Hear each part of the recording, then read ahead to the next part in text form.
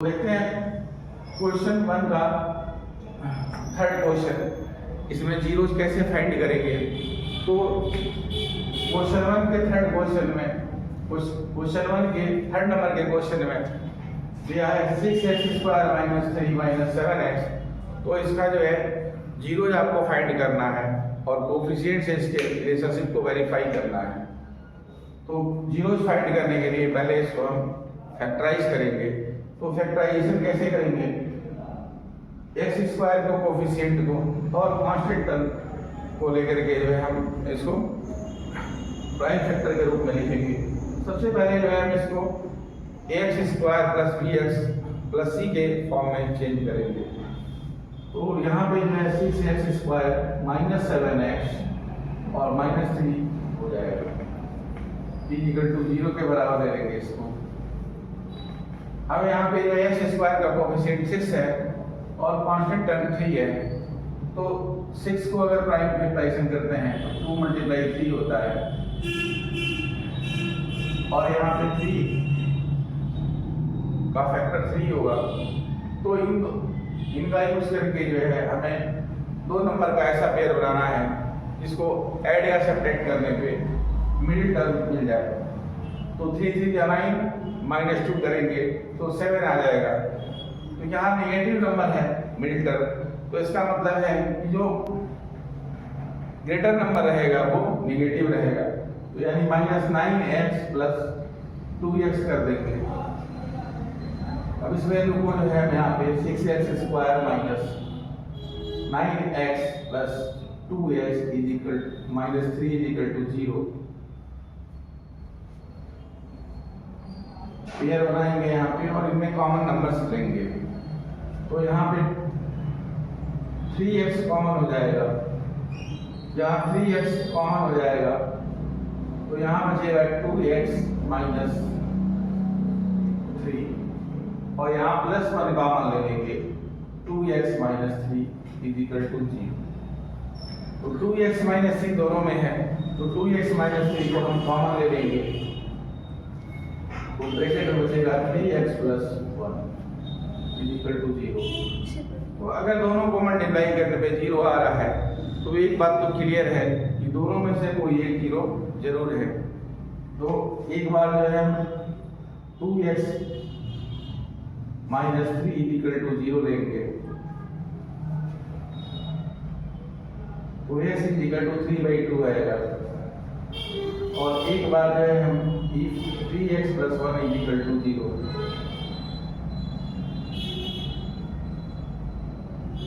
x = -1/3 आएगा। अब हम देखते हैं इसको, इसके जीरो से रिलेशंस को वेरीफाई करते हैं।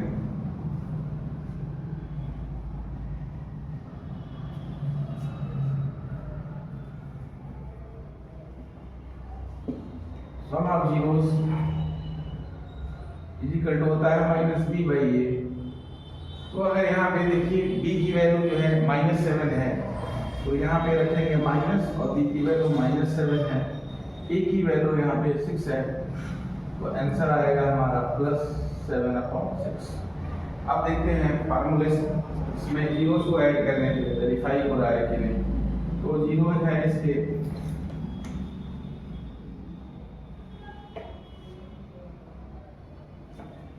3/2 - 1/3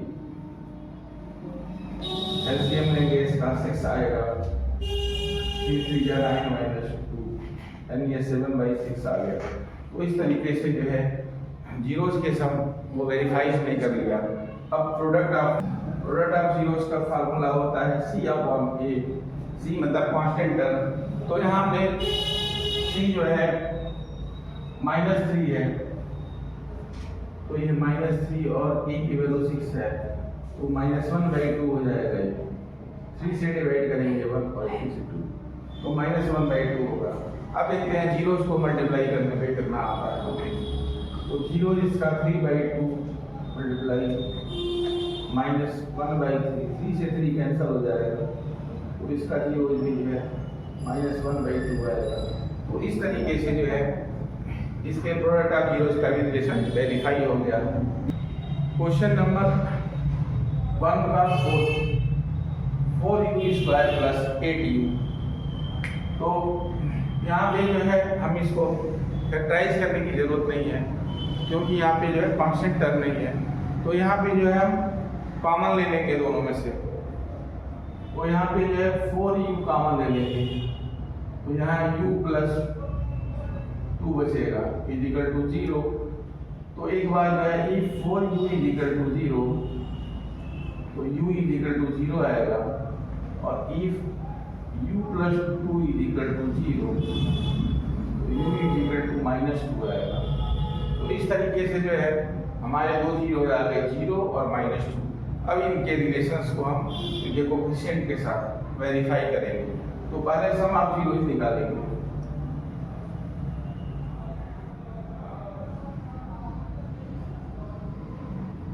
तो सम ऑफ जीरोज होता है -b/a।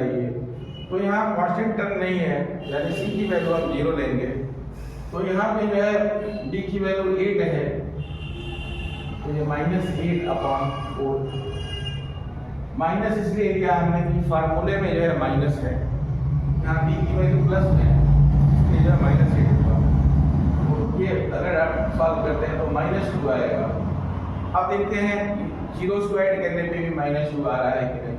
तो देखिए जीरो की एक वैल्यू 0 है और प्लस करेंगे -2 को, तो ये आंसर जो है -2 आएगा, यानी जो है सम ऑफ जीरोज वेरीफाई हो गया। अब प्रोडक्ट ऑफ जीरोज कैलकुलेट करेंगे।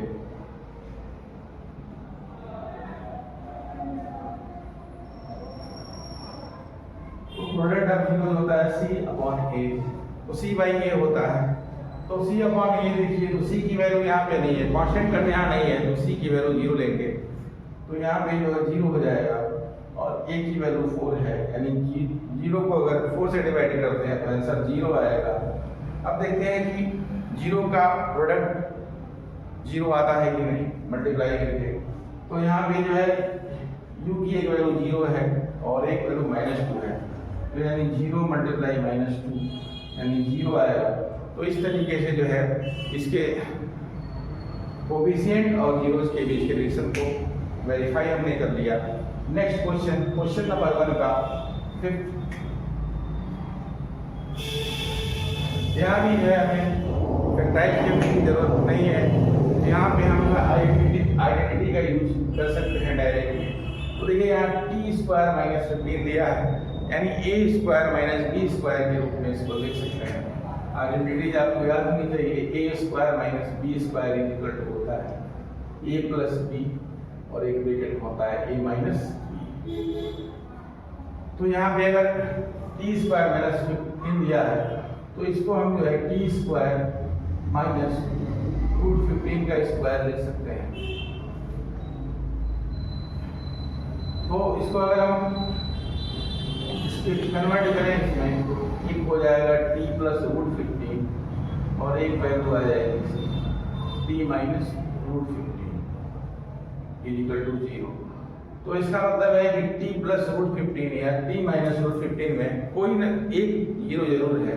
तो एक बार हम लेंगे if t plus √15 equal to 0, तो t इक्वल टू माइनस √15 आएगा, और if t minus √15 equal to 0, तो t इक्वल टू √15 आएगा, प्लस हो जाएगा, इधर जाएगा। तो अब जो है हम इसके रिलेशंस को वेरीफाई करते हैं। तो सम ऑफ जीरोज निकालेंगे।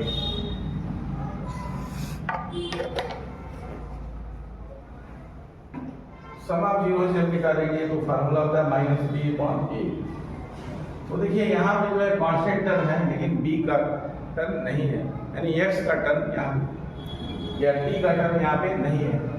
तो यहाँ पे जो है b का कोफिशिएंट b की वैल्यू 0 होगी, तो यहाँ पे जो है -0/1 लेंगे, t² का कोफिशिएंट 1 है, तो ये 0 आएगा।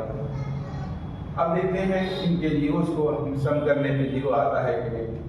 तो एक वैल्यू है -15 और एक वैल्यू है 15, तो इक्वल और अपोजिट दोनों इक्वल नंबर हैं और साइन अपोजिट है, तो ये कैंसिल हो जाएगा और इनकी वैल्यू 0 आएगी। तो इस तरीके से सम ऑफ जीरोज वेरीफाई हो गया। अब जो है हम प्रोडक्ट ऑफ जीरोज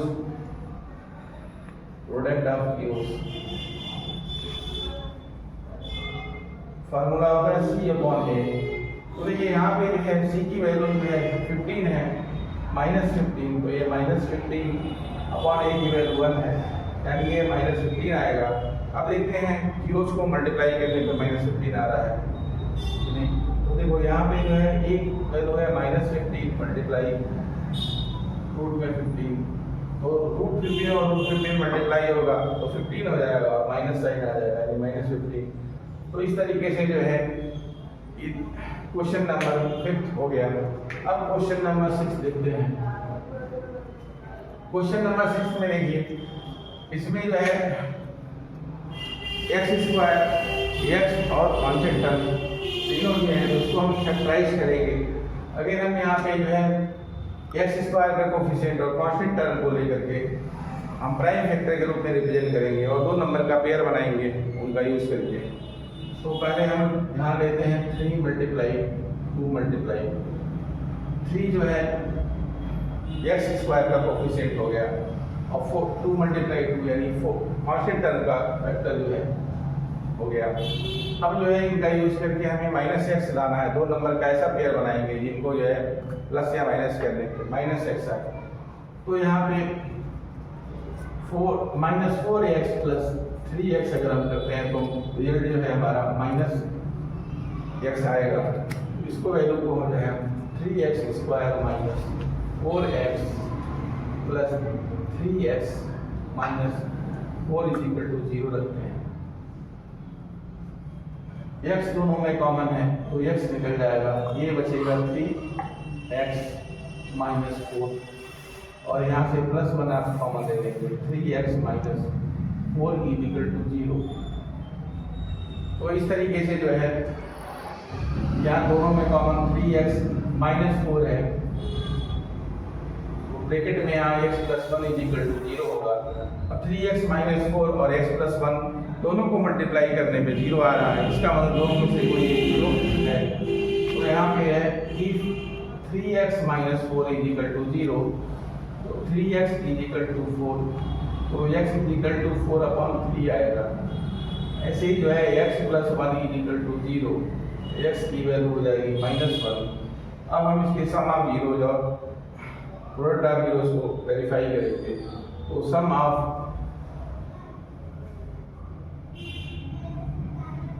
जीरोज का फार्मूला होता है -p/a।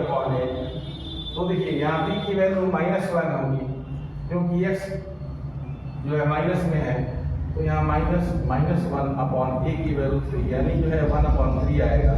अब हम जीरोज को सम करके देख लेंगे। तो यहाँ जीरोज जो है 4/3 + -1 है, तो इसको करेंगे आप तो 4/3 - 1 होगा, एलसीएम 3 होगा, 4 - 3 = 1/3 आएगा। इस तरीके से जो है सम ऑफ जीरोज वेरीफाई हो गया। अब जो है हम प्रोडक्ट ऑफ जीरोज लेंगे। प्रोडक्ट ऑफ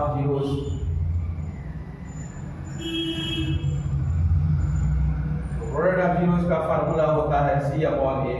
तो प्रोडक्ट ऑफ जीरोज का फार्मूला C/A होता है। C की वैल्यू यहाँ -4 है